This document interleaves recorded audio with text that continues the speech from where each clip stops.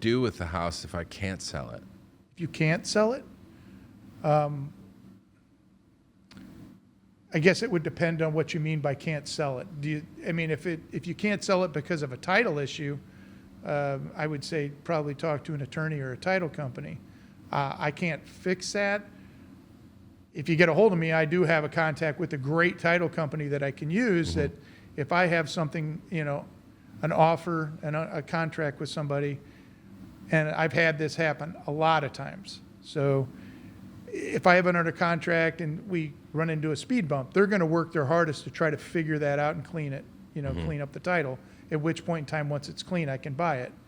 If you can't sell it just because it's overpriced, or if there's had a fire, or it's a hoarder home, or it's not updated,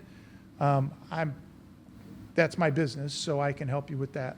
Just call me, and to be honest with you, there's no reason. Everything's confidential. I'm just going to come in. I'm going to look at the actual house. I'm going to get a feel for what I can do with that house, whether it's fix it up and sell it, fix it up and rent it, whatever the case may be. And at that point, we'll move forward. There's not a lot of homes that I'm not interested in buying.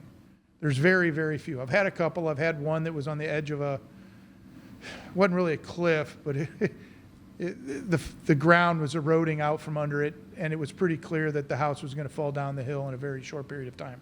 I wasn't interested in that one, but overall, there's not many homes that I wouldn't buy.